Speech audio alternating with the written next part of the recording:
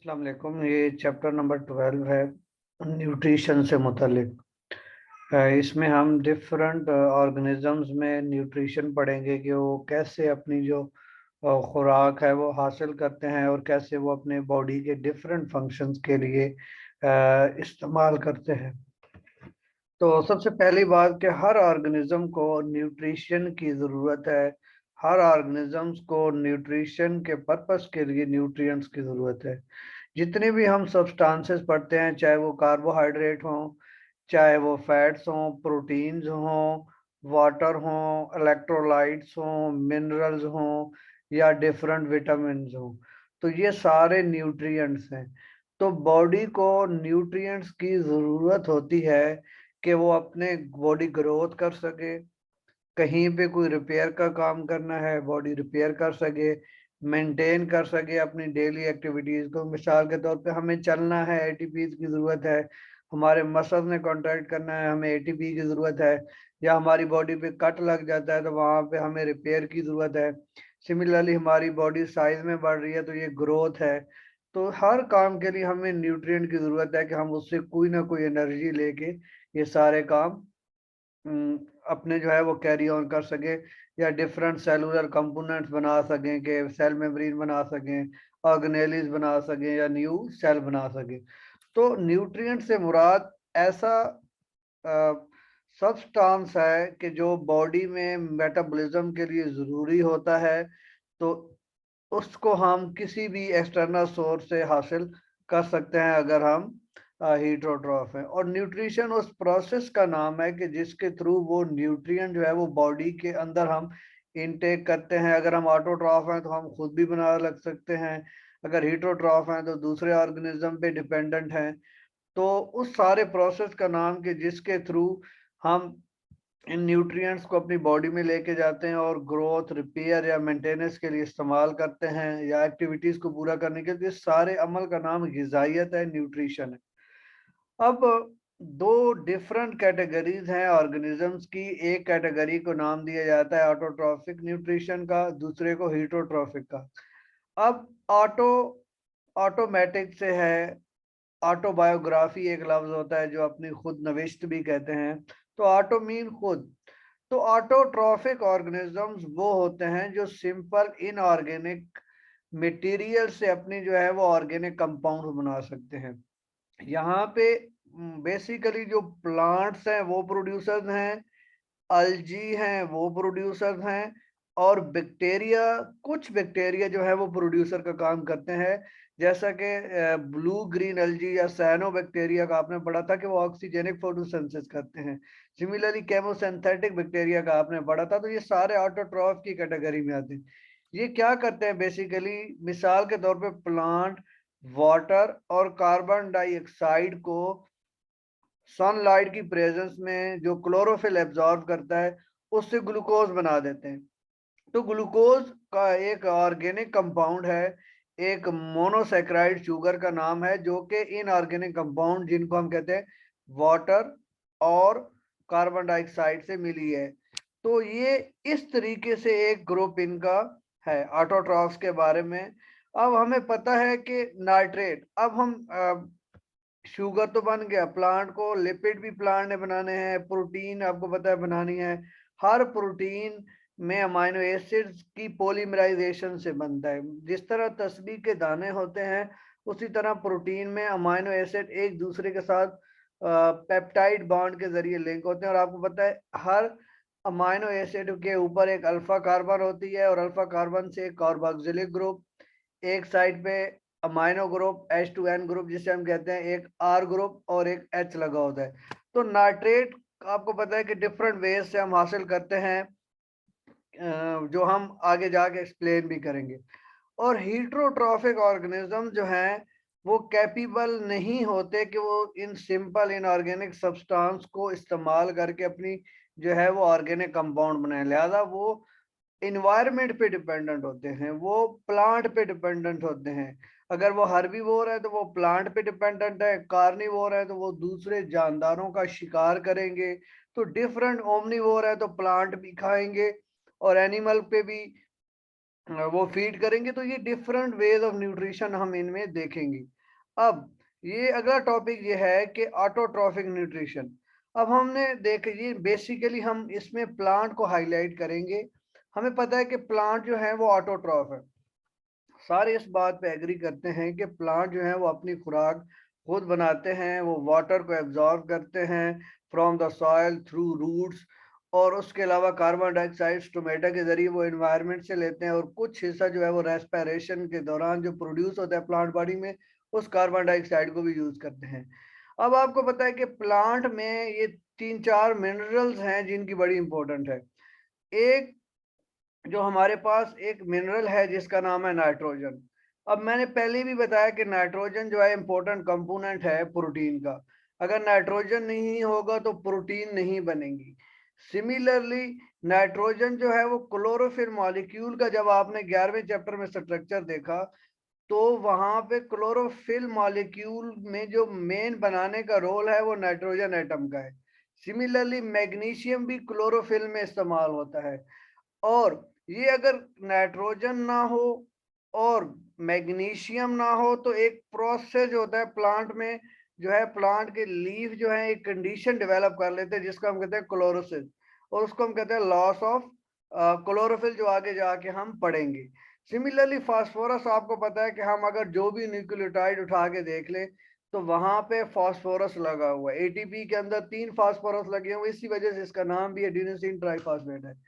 Similarly हर nucleic acid के अंदर जो है वो फॉस्फेट ग्रुप लगा हुआ है।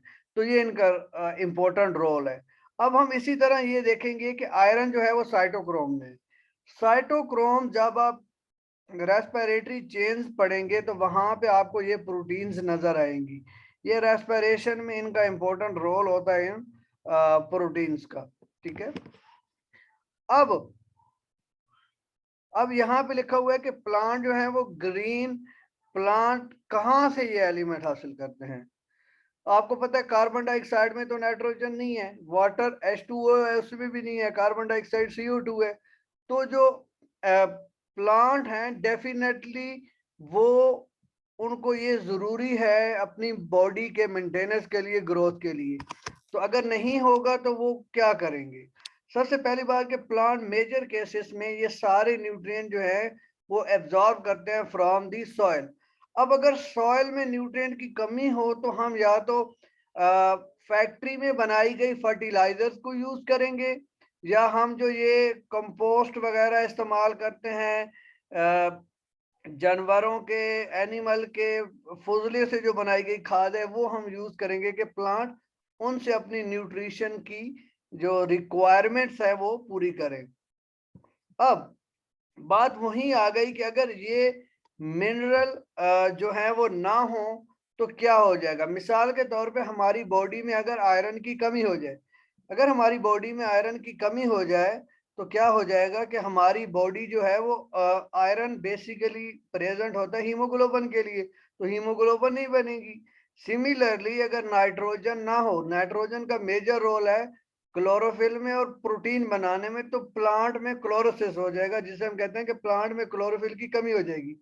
सिमिलरली मैग्नीशियम की कमी भी क्लोरोसिस का बायस बनती है।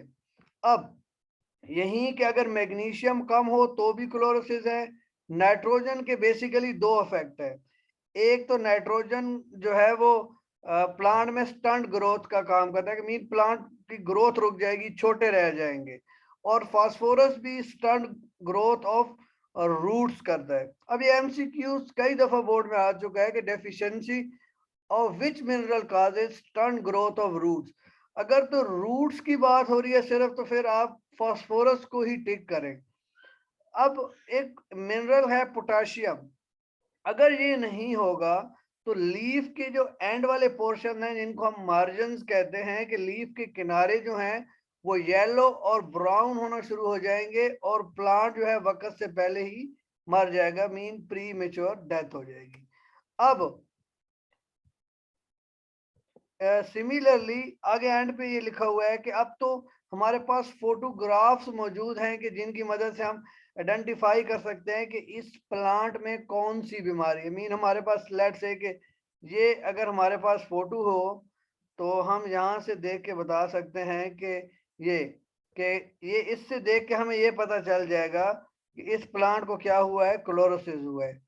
तो मीन इसमें मैग्नीशियम की भी कमी हो सकती है और सॉइल में जो है नाइट्रोजन की भी कमी हो सकती है। तो that is most easy way to do things. अब हम देखेंगे कि हीटरोट्रॉफिक न्यूट्रिशन क्या है, कि जो ऑर्गेनिजम्स अपनी खुराक खुद नहीं तैयार कर सकते, वो दूसरों पे डिपेंडेंट हैं। अगर वो डिपेंडेंट भी हैं तो वो कैसे डिपेंडेंट हैं, ठीक है।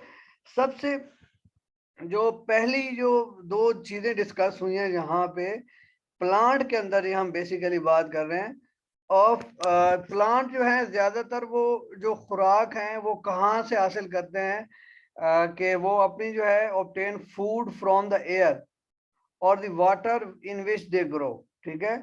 लेकिन सर्टन केसेस में कुछ और किस्म की न्यूट्रिशन भी हो सकती है। कैसे उनका जो है वो रिलेशनशिप हो सकता है ऐसे ऑर्गेनिजम्स के साथ, वो हम देखेंगे।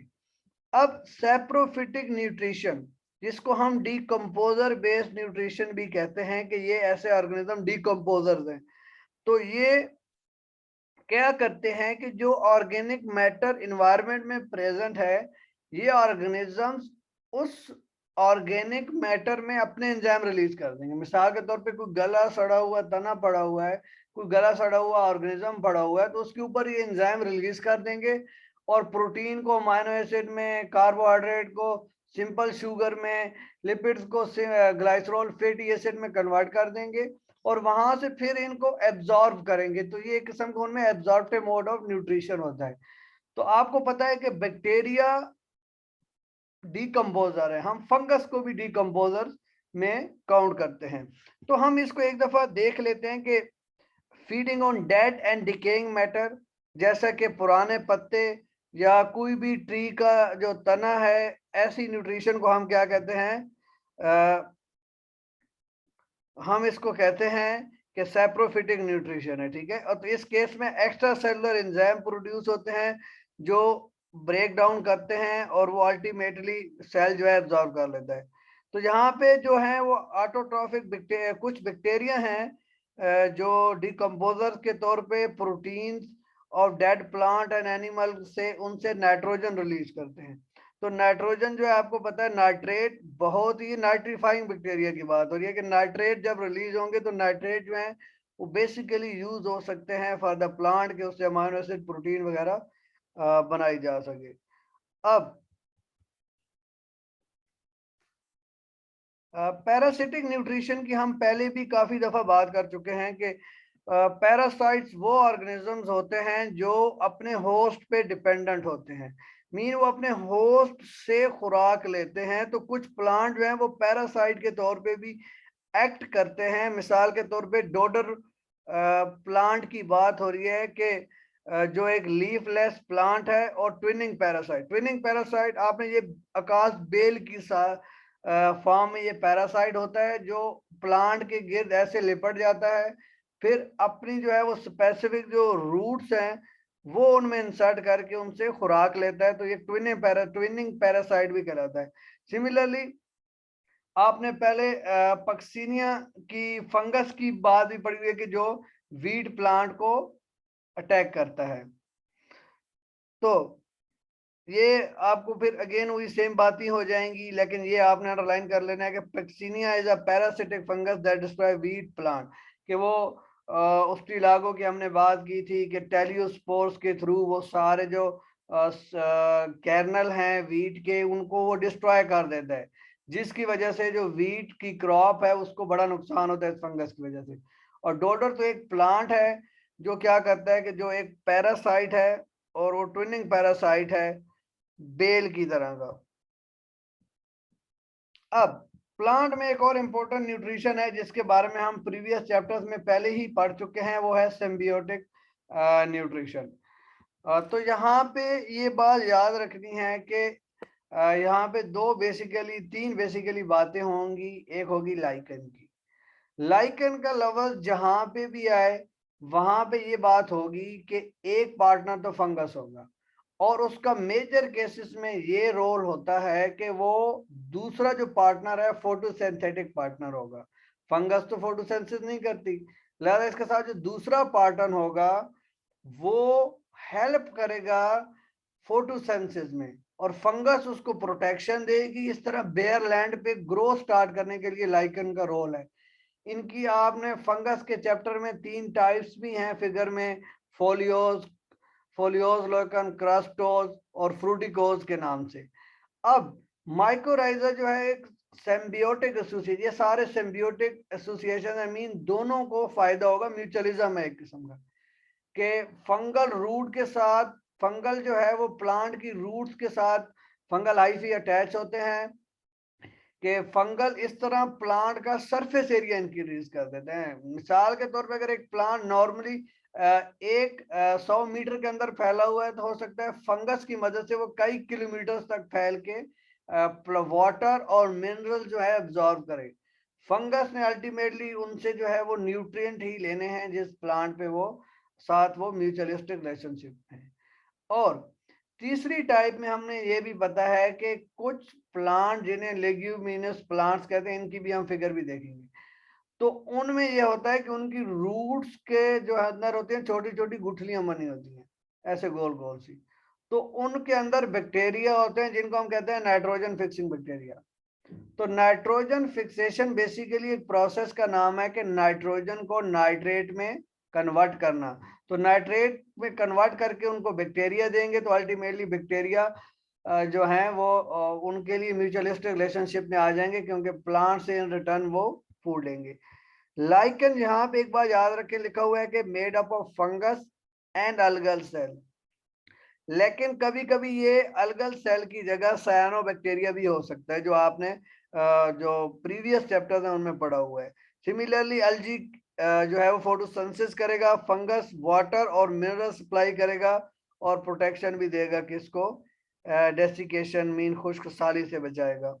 तो माइकोराइजा जो है वो प्लांट और माइकोराइजा जो है वो फंगस और हायर प्लांट्स मीन जिनको हम ज्यादातर जो है वो जिम्नोस्पर्म की बात होगी, कि वेस्कुलर प्लांट्स की बात होगी, कि उनके साथ इनकी एसोसिएशन होती है। ठीक है, फंगस जो है वो फोटोसिंथेसिस की फोटो सिंथेटिक पार्टनर पे डिपेंडेंट होता है, और जो उसके अलावा जो है फंगल पार्टनर का क्या रोल हो सकता है वो यहाँ पे लिखा हुआ है, कि फंगल जो है वो ऑर्गेनिक मैटर से जो है न्यूट्रिएंट वो निकाल के दे सकता है, जैसा कि फास्फोरस प्लांट को एब्जॉर्ब करके दे सकता है, या वाटर भी एब्जॉर्ब करके दे सकता है।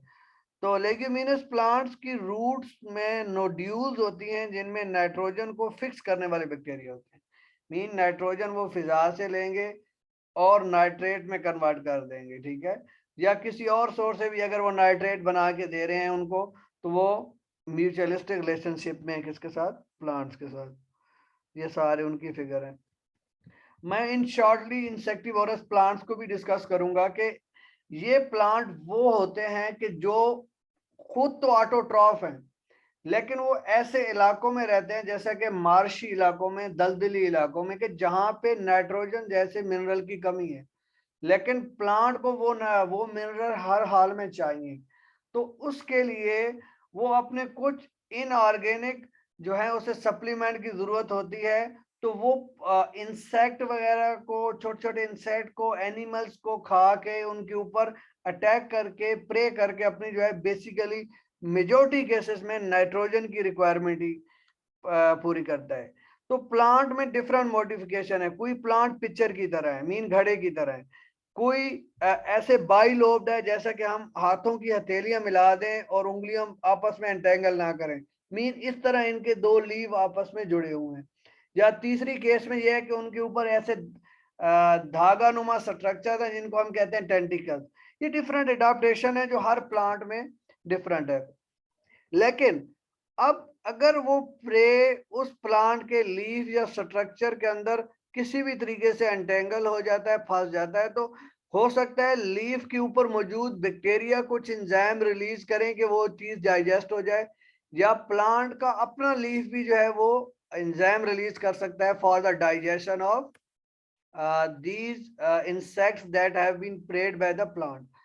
अब यहाँ पे वही बात दोबारा दोहराऊंगा कि nitrogenous compounds of animal body benefit these plant, और in some plants trapped insect may be decomposed by bacteria, कि बैक्टीरिया मौजूद हो उस प्लांट के ऊपर और वो उसको डिकम्पोज करे।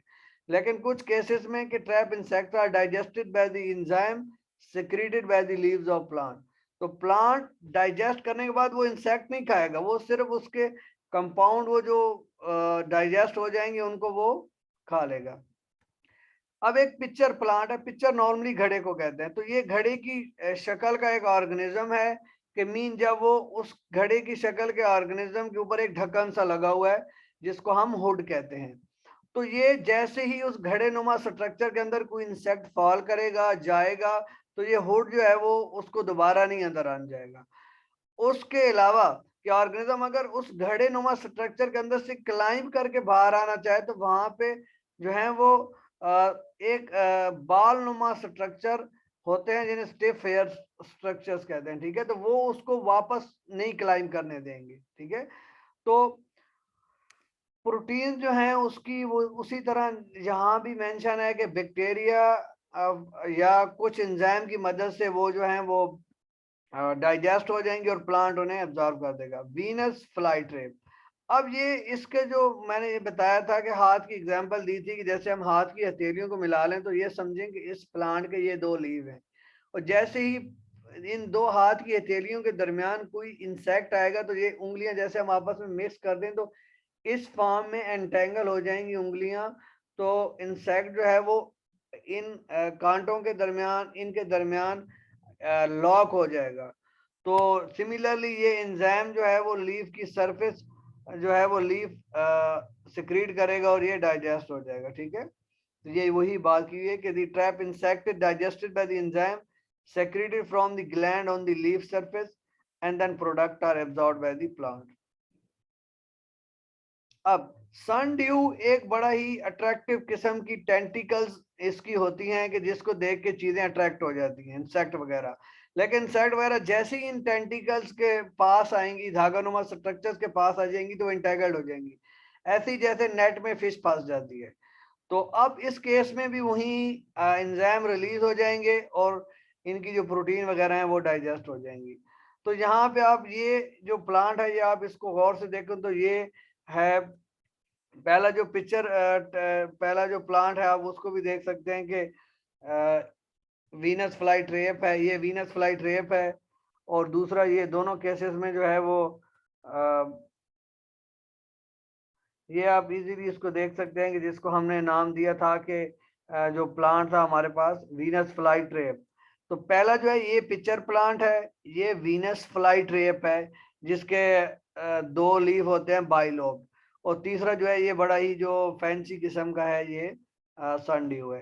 थोड़ा सा हम और इसी से रिलेटेड टॉपिक में देख लेते हैं कि ये lentils, peas, chickpeas, bean, soybeans और पीनट ये सारे लेग्यूम्स फैमिली के प्लांट है जो हमने अभी लेग्यूमिनस प्लांट्स की बात की। तो ये इस तरह की रूट नोड्यूल्स होती हैं जो आपको रेड में शो हो रही हैं।